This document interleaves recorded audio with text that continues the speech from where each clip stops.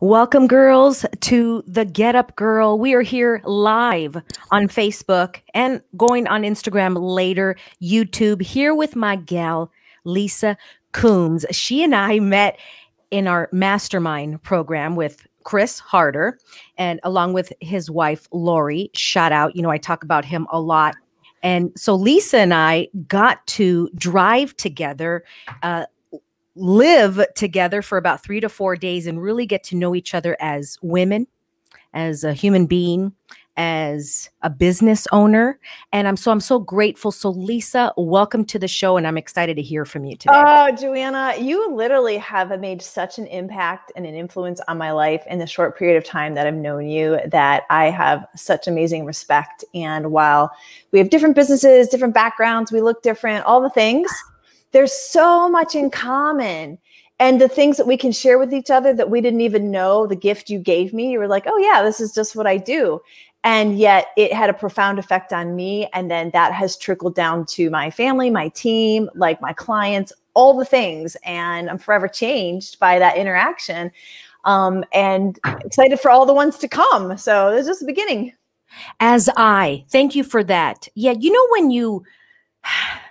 When you co-create and you cohabitate with someone for 3 to 4 days, same thing. When I went to Lori's event, Love, Yeah. right? And I roomed with this girl, shout out to Holly Martin. I didn't even know her, Lisa. It was Right? a Facebook, group. Hey, who wants to room? Yeah. What a gift, right? Every time, at least for me, when I go to a retreat, I go to an event, everybody out there, put yourself a little bit in an uncomfortable zone and room with somebody. What a reception of a gift that I received from you. So I would love to talk about that today as well. Well, let's jump in because you have a copywriting business and amongst other things as well. And you have created a team, right? You are now facilitating and teaching other copywriters. And I know you're on the edge of creating a whole new business as well, right? So that it's a little bit easier because you cannot duplicate Lisa as many times, right? In order to scale that business. How did you get into copywriting?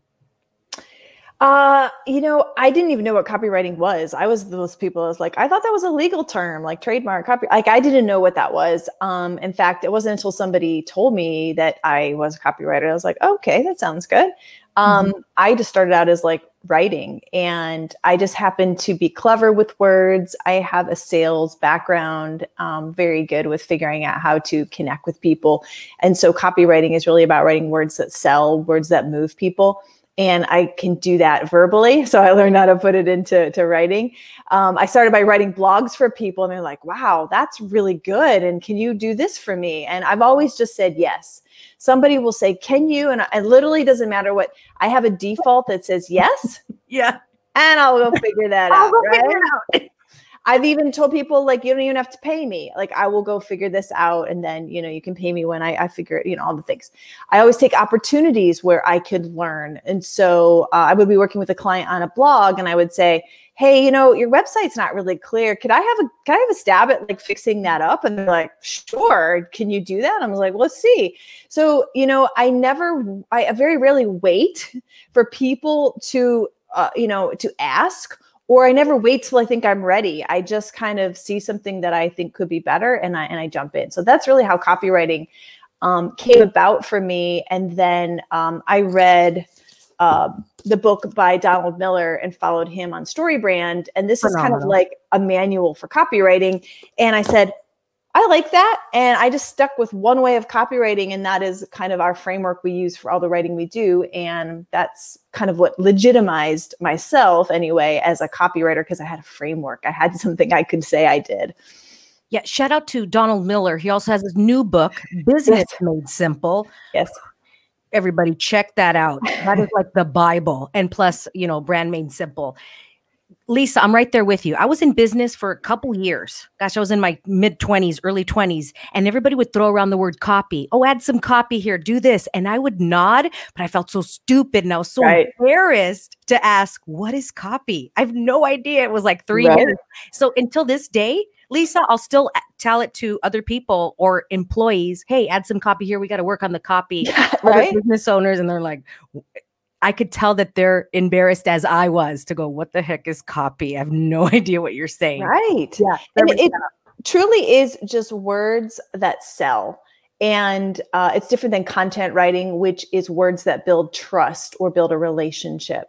And so understanding the difference and when you use them and what tone you should take with them is really important. And, you know, I always say you should never write your own copy or most of it where it's important because you're a little too close to it and you think, you know, and it's like, it's nice to have like actually an outside opinion of somebody that kind of says, here's a way that you can position it so people can understand it. So yeah. Yeah, Lisa, totally get you on that because you're too close to it. But do you also suggest that as a business owner, you write your own at the beginning just to kind of get your voice? Oh, yeah. Oh, God, yeah. Like, listen, we're not talking about startup here. Like, I'm not going to tell anybody, oh, go hire a professional copywriter. It doesn't work. But eventually, as you get to a point where you're finding success and you're wanting to grow or you're wanting to narrow or things like that, just like having a business coach where you bounce ideas off of, a good copywriter is really there to help you advocate for your customer on the other side of the screen or on the other side of the email that says, they're not going to understand this, or you're using too much jargon, or what do you mean by that? So that is where just basically a second set of eyes is helpful. Totally get that. And I just had a huge aha. I got goosebumps as you were talking because you're absolutely right. I've been writing my copy, especially on Instagram, just to kind of loosen my words, to kind of marinate in who I am. And I'm hitting an upper limit. Like Gay Hendricks talks about in The Big Leap, hitting an upper limit, and I need a separate set of eyes. You're absolutely right on that. Yeah. Lisa, would you say that you had an accidental business? Because I've been coaching business owners and they're all like, I guess I have a business. So here we go, Joanne. Oh, good God. It took me years to actually admit that I was like, oh, I think I'm a business. My accountant was like, you know, and so, you know, the story goes, and I tell the story all the time, that I left a full-time job, assuming I would get another full-time job. And in the interim, I hopped on Upwork to just hustle and, you know, write some blogs. And I was like, oh, I can always pick up a few jobs there doing some writing and stuff. And, well, the phone never rang. I never got an email, never got one interview, 20 beautiful cover letters and resumes out the door. I live in Los Angeles, for goodness sake. There's plenty of opportunity here and not one.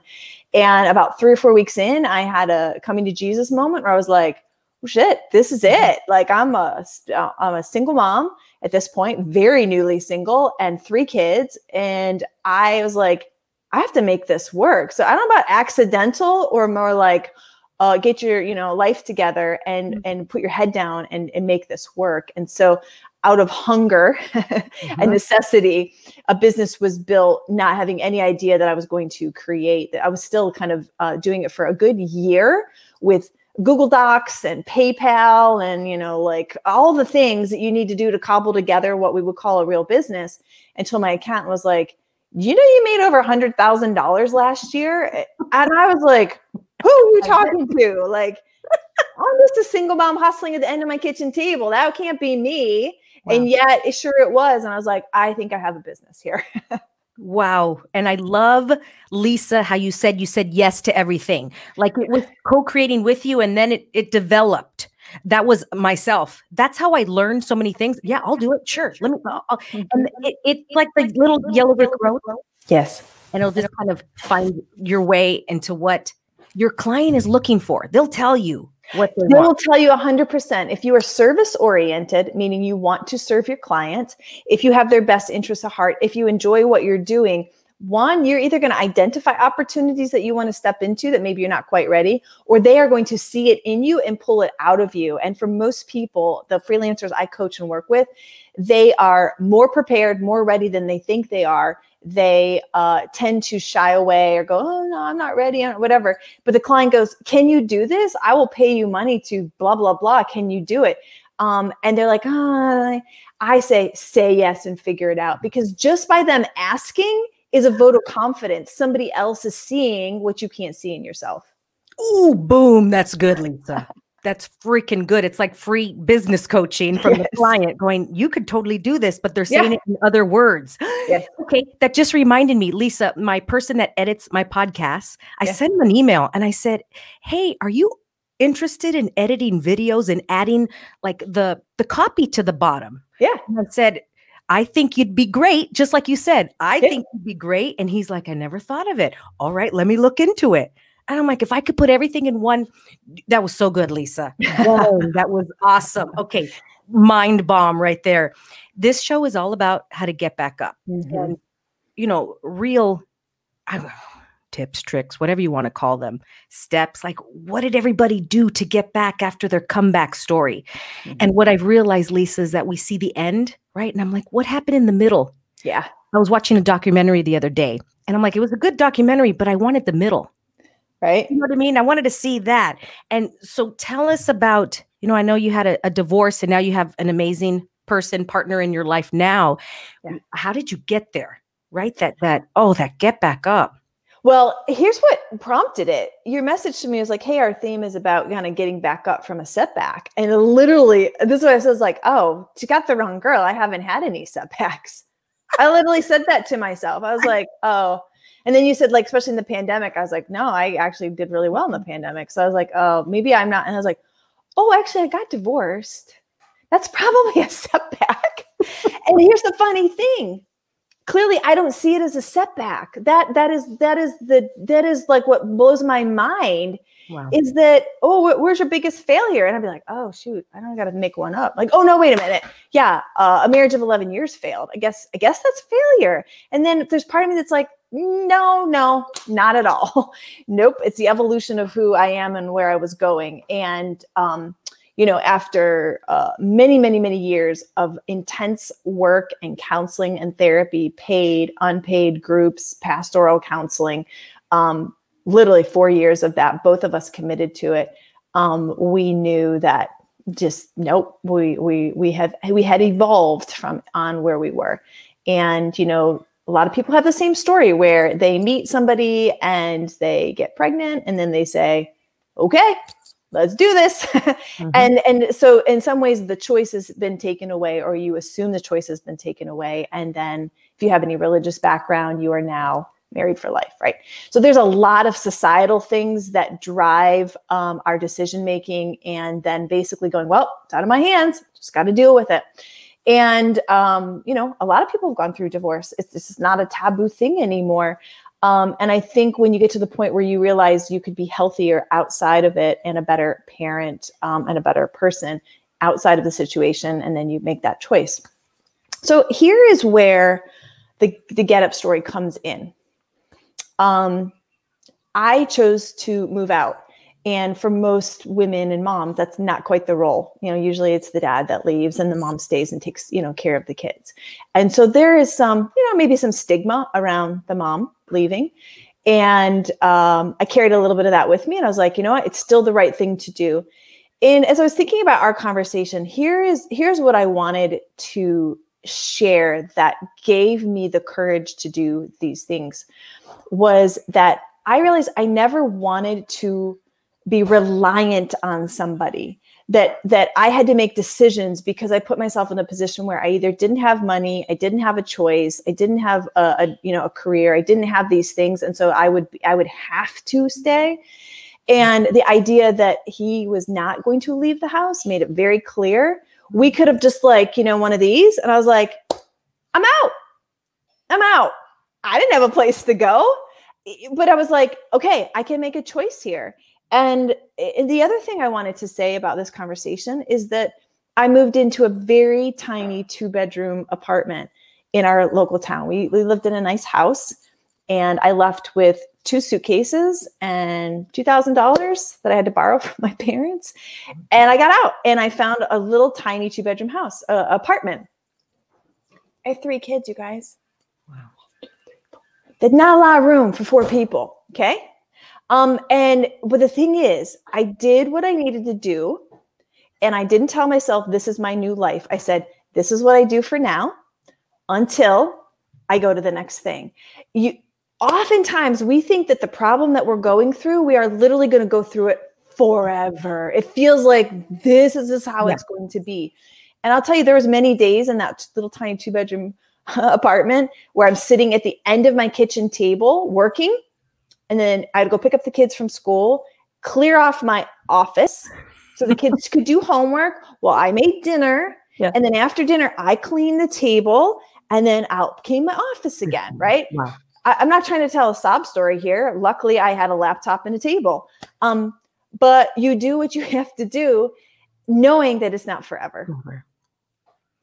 And being so grateful for that tiny little piece of peace and joy. I was so thankful that I was in a position where I could make my own decisions and determine my own future and take care of their kids the way I wanted to take care of it. That little PEACE and joy that I felt is what triggered me and a personal growth, professional growth, and then feeling like if I can do that, if I can believe that, I can do just about anything. And I kind of translated that into, okay, let's do it again with a job. Like, let's figure out how do we, kind of get up, start over. Very inspiring, Lisa. I love having these conversations because I receive so much. Your point of view created that. Did you learn that from somewhere when you were a young girl? Did you always have that? From whom? So oftentimes the things that we go through as kids translate into great skill sets, even though they were born out of maybe not great circumstances. We all have childhood issues, traumas, and things like that. And so parents get divorced when I'm 7. Even though it was a great, divorce, I stepped into the role at 7 of taking care of my mom, making dinner, helping my sister with her homework, being basically the parent of the house, and realizing that I don't have to wait for anyone to take care of me. I think if you can get that into your system and your mindset, then and then you kind of look around and you realize nobody's coming to rescue you. I think the biggest handicap a lot of people have is their mother 3 doors down, their auntie who are willing to take them in, right? Or someone they could go back to. They always have a rescue plan.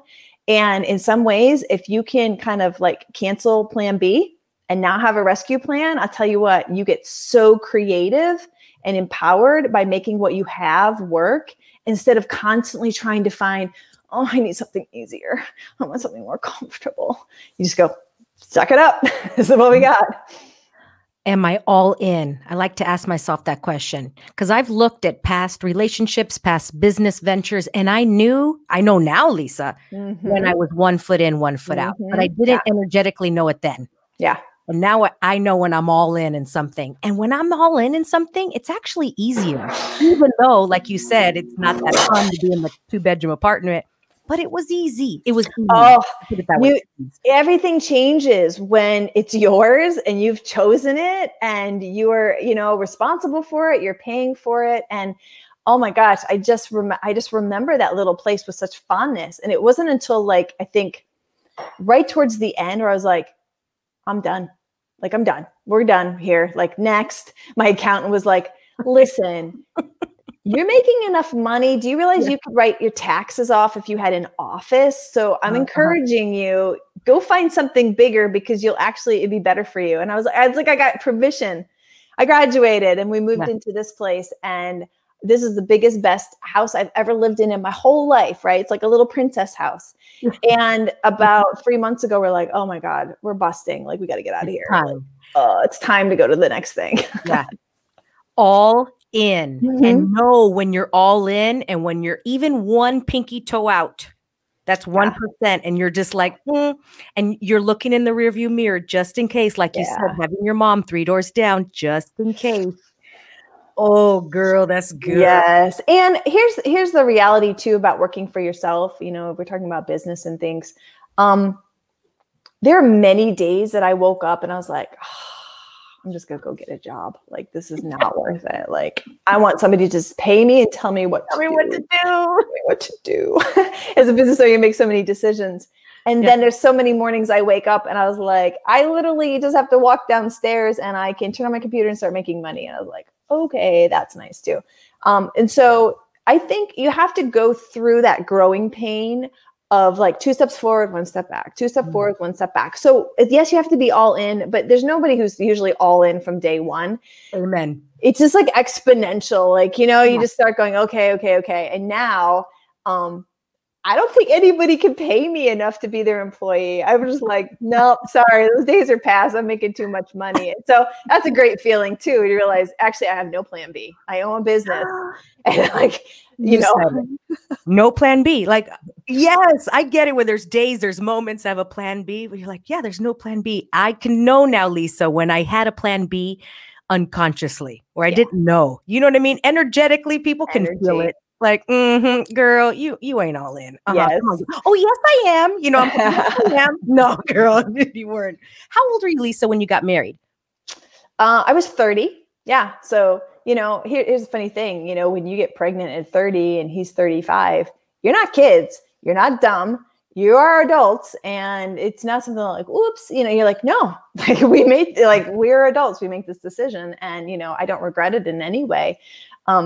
And I, as a person and a human being, had my very micro awakening towards the end when things got to be so hard. We were never fighters. There was no abuse. It was just one of those highly functioning, pretty people couples, like, not them. You know, we were very active in church and all the things. But, you know, we all know what goes on behind closed doors, or not even behind closed doors.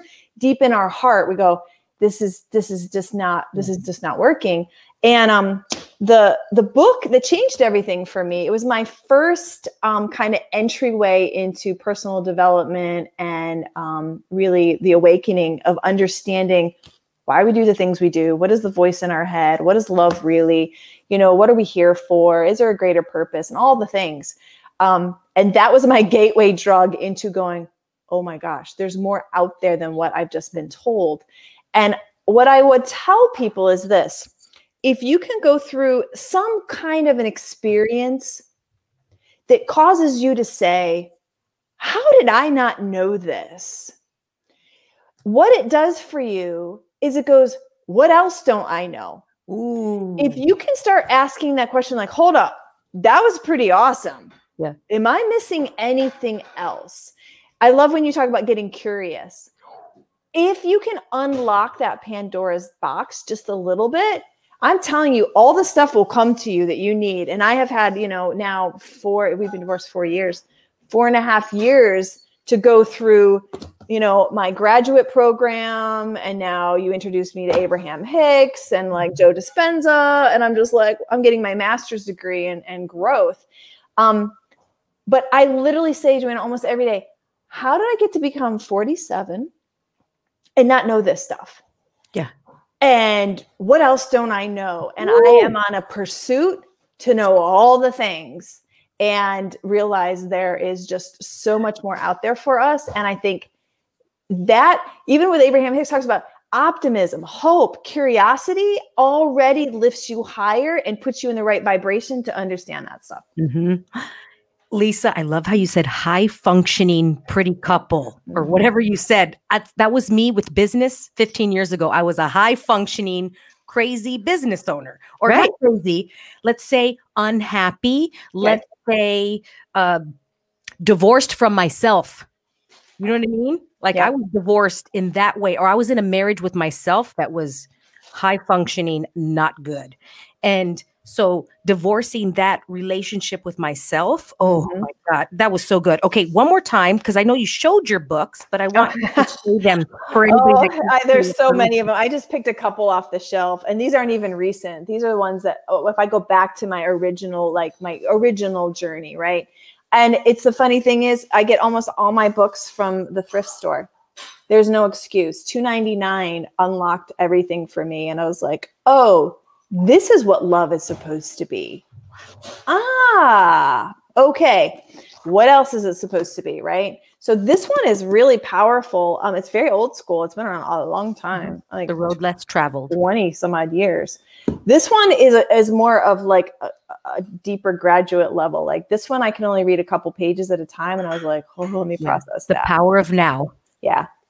Again, this is old school. And here's the funny thing. I'll just throw this out there.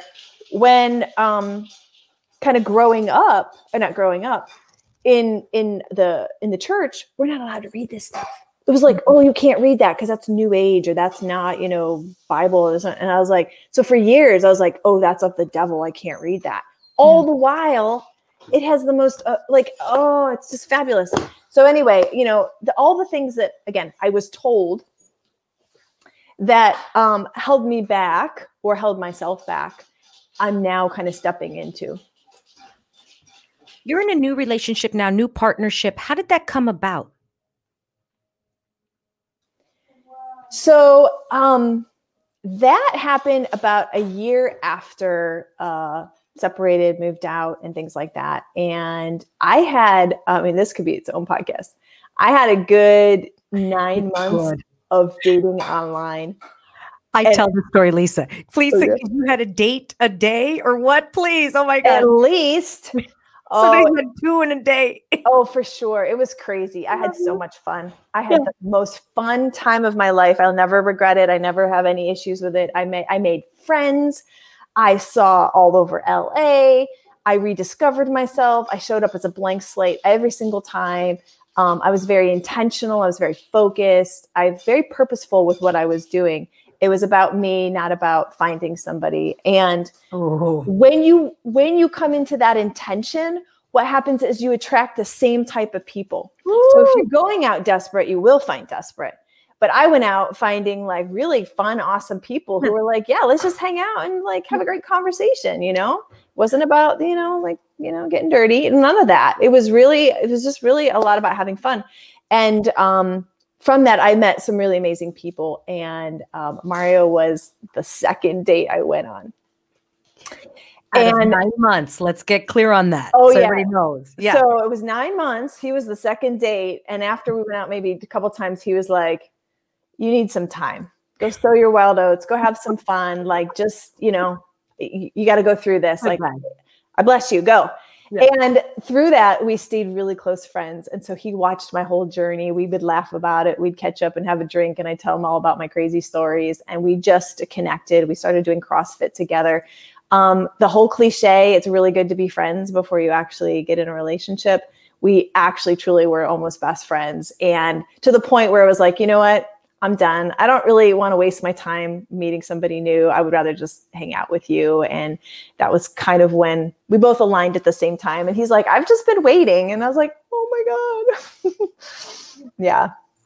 He sounds like an amazing man. I haven't met him, but all the stories that you've told me and how he has the ability to want to grow with you and co-create with you.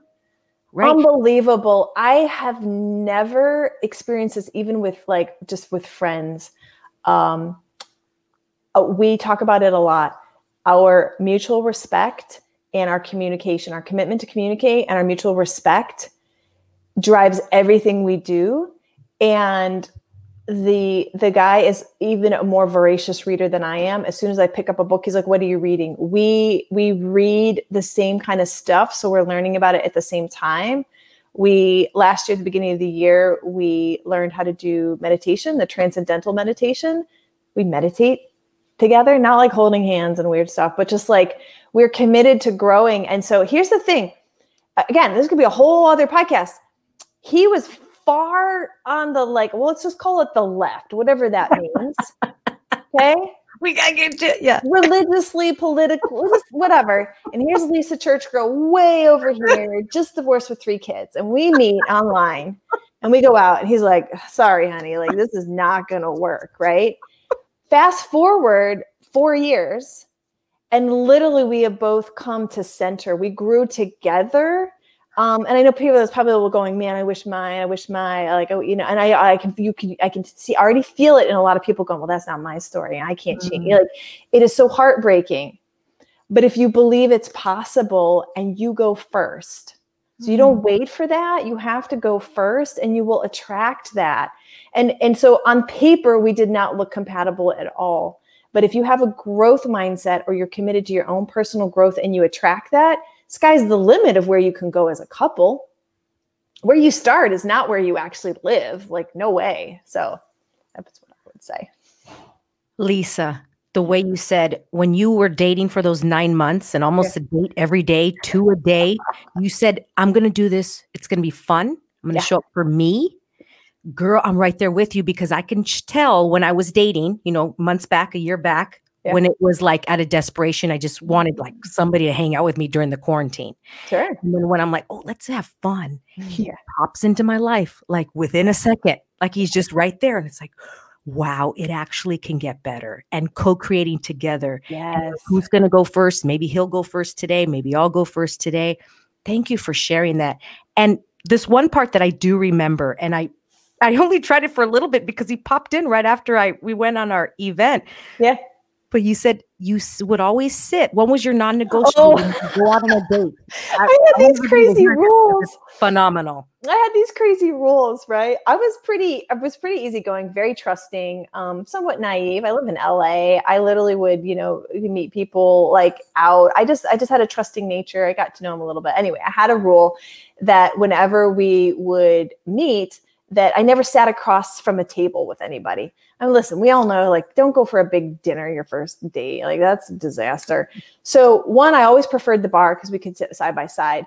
But literally on a first date, even though it's awkward, I would come up and the guy might be sitting there, and then the waitress would pull the chair out, and I was like, oh no. And I literally would come and slide in next to them, and they're like, hello. And I was like, this is how it works, because I want to be close. I want to have that, that connection, the body language. I don't want it to feel like an interview. And from that moment, they're like, game on. This girl is like, who is she? And wow. It just raised everything up, and it wasn't like I was all being sexy at all. I was probably being more stupid and fun, but it was just a really important thing if I was going to try to, make a connection with people. What a game changer. I think that's a huge game. When you told me that, I'm like, that makes sense. It feels like an interview. Yeah. There's a different energetic feeling, because when I sit at a bar next to somebody, it's already different. So I imagine at a booth, and for you to just walk around, I can imagine the guy like, whoa, his chest just gets bigger and he just feels like king of the jungle. Yeah. It was phenomenal. Well, it's just not like a typical date, right? And so all of a sudden it's like, oh, we're not playing by the same rules here. Like, what's happening? And I think as soon as people get thrown off, they open up and they're like, what else could be different? Like, how else could this go? So yeah, I had a lot of fun with it. Any other rules that you had? Anybody out there that's, dating right now that could take on some of those rules? I guess, for me, I went on a lot of like first dates, very few second dates. Try not to put all your eggs in one basket. Like, having one conversation with somebody, what happens is that you really start to imagine things that aren't there, or you paint a picture of what he's really like. And so that's what you're looking for. And then when that doesn't work, then you're back to like nothing. I know it's going to sound like being a player. Trust me.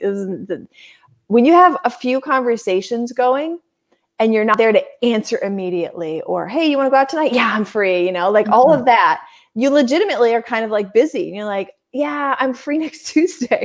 Yeah.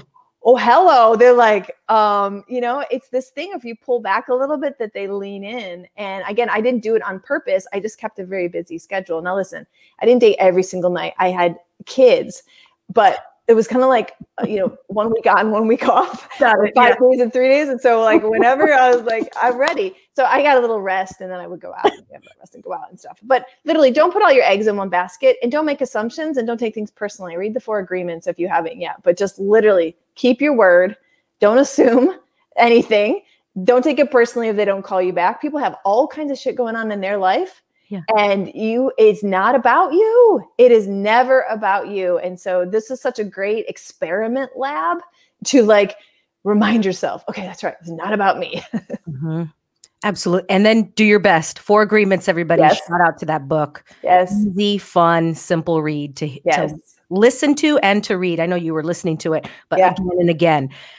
When you were dating, or during that 4-year period, did you notice, Lisa, because this is in my point of view, that when this is happening and you're putting yourself out there for you, was your business growing like with the ability for you to go out on these dates and then also meet Mario?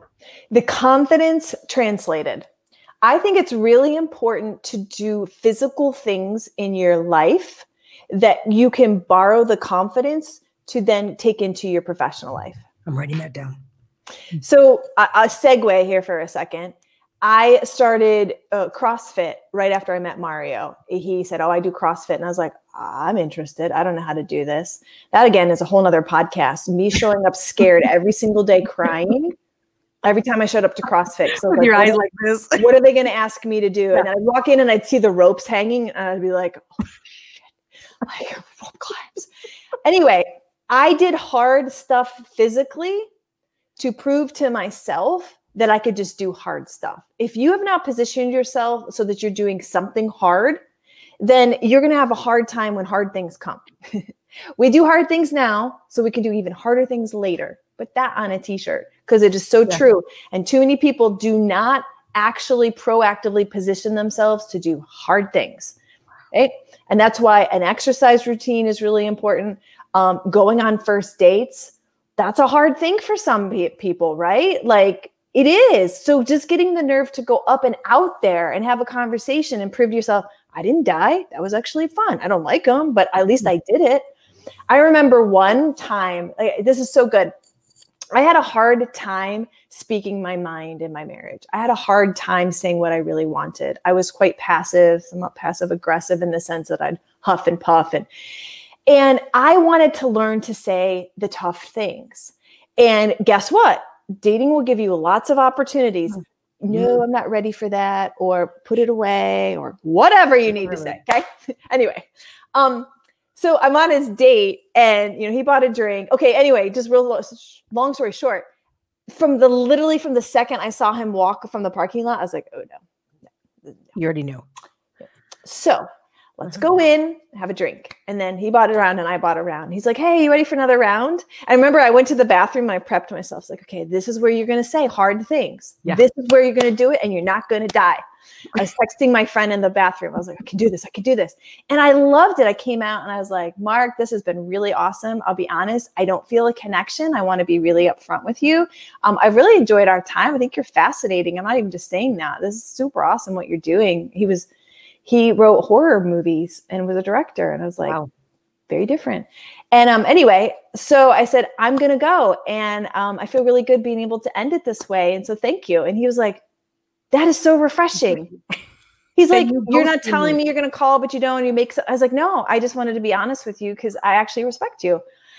I got out of the car and I was like I did it. I said the hard thing and I didn't die. And I was like, you can do it, Lisa. And so literally it was like little moments like that. I just think dating is this opportunity to like try all kinds of stuff out. Lisa, amen, amen. Same thing, girl. When I was dating, you know, a couple months back, and this guy was doing this thing. And like you said, I knew from the beginning. And I'm like, oh, Joanna. So I'm like, Joanna, here you go. You can say it. And I said it to his face. I said, this is not working for me. And like you said, afterwards, I was so proud of myself. Yes. I was so proud. Now, he was not as receptive as your guy. He was a little more combative. And I'm like, Joanna, you got this. You could do the hard stuff. You could say it. And when I did that, Lisa, my business or my video and things like that, like nothing scares me anymore. Yes. When people say I'm afraid to go on Instagram or do a video or etc., I'm like, that is just the symptom of something else. Yes. Let's work over here. It's just like fitness. Oh, you want to lose 10 pounds or shrink your body? Let's work over here. Is your closet clean? Are you washing your dishes? And people go, what does that have to do with fitness? Because like you said, the consistent stuff, the way you do anything is the way you do everything. It's how you do everything. And so, yes, it translated over. I started as a freelance copywriter by myself. And for 2.5 years, I would do the sales calls, get the client, do the work, deliver the work, and repeat. So I was on video calls all the time, basically being interviewed or pitching and all the stuff. Because of the dating, and it happened like around that time, I was able to say no. I was able to put boundaries in place with my clients. I had to fire a couple clients that were not treating me well. And I had to own up to some mistakes. I had to say, you know what? I'm really sorry. I miscommunicated here. I was like being a big girl. I literally was being a big girl for the first time. And I was like, whoa, this is so scary, exciting. And yet it's what you have to do to break out, to be a business owner, to be a true entrepreneur. You have got to be able to say the things in a way that people can hear them and be like, okay, that's fair. So yeah. Oh my gosh, so good.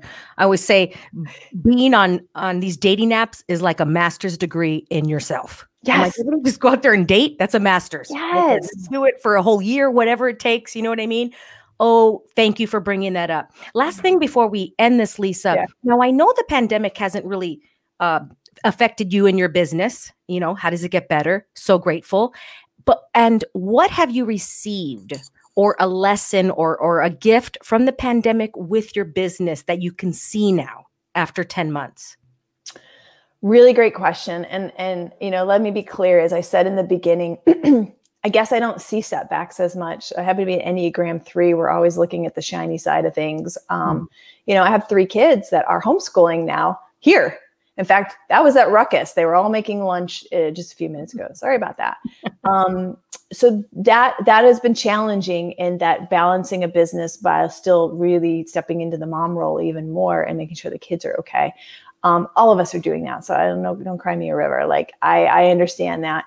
The thing that I appreciate is that what I got out of the pandemic is, just because the world is telling you it's bad, your business is going to fail, or like, this is the way things are going to go. I was like, yeah. And I remember telling my team that very first week, it was like March 17th, I sent a video and I said, guys, I'm sorry. I don't know what's going to happen. I'm here with you. I brought on a big team. And I said, we're going to get through this together. We'll pivot. I was like already preparing for it. And then business kept going up and up and up. And I was like, my reality is not matching what the world is telling me. And I was like, so, okay. Right. And then I realized the year of the pandemic taught me that just because I hear it or somebody tells me, it doesn't mean it's actually true. And what if I actually just like believed in what my spirit's telling me, or source, or like what my circumstances are telling me? And I was like, there you go. So I kind of got rid of a lot of the noise and said, what is the best thing for the business, for my clients, for my kids? And I made decisions based on that, not based on like all the stuff. I always kind of like point outside. I was like, I don't know what's going on out there. Yeah. I just know that this right now is great and safe and happy and at peace. Let's just keep that. You are so good at that, Lisa. Your point of view creates our reality, and your point of view is just like such an awe. When I'm around you, I'm like, yeah, more of that. You know, you just kind of get from different people, and I appreciate that, really. And it's authentic, you know? Yeah, it's really authentic. Thank you. And this was such a contributive conversation. Every time I talk to you, it's just like, wow, nugget after nugget after nugget. Thank you. Where can everybody find you if they're interested in working with you, or just saying, hey, what's up, girl? I like this sitting next to each other on a date. Yes, all the things. That's the funny thing is, I'm supposed to talk about like one thing, whatever. Like we travel, I talk about relationships, I talk about parenting, I like do Olympic lifting and weightlifting in my garage, and like, oh yeah, I'm a copywriter. I don't know, take your pick. I'm not hawking anything. I can't sell enough, right?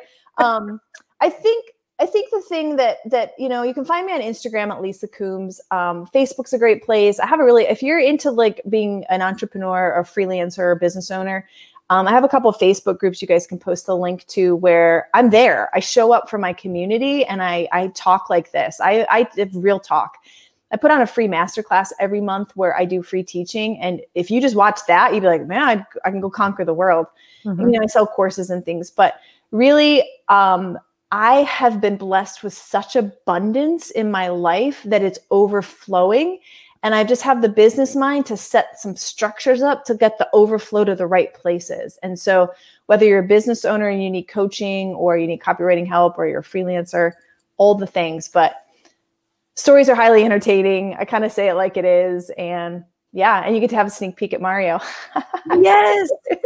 He's on there all the time. He's very shy, but he ends up making it on a lot. He's in the background of the stories. Yeah. That is your superpower. You're very good at that, Lisa. You can look at something and go, okay, this stream needs to go here. Where that is not my superpower. So I'm in awe of that. So thank you. Thank you. Everybody listening, we appreciate you. Yes. Please stop this episode and tag Lisa and myself. You know, it's in the show notes on Instagram. I know she and I would love to hear from you. Take a quick photo. Yeah, photo. And we love you all. Remember, girls, to get back up. And we'll see you next time. Bye. Bye.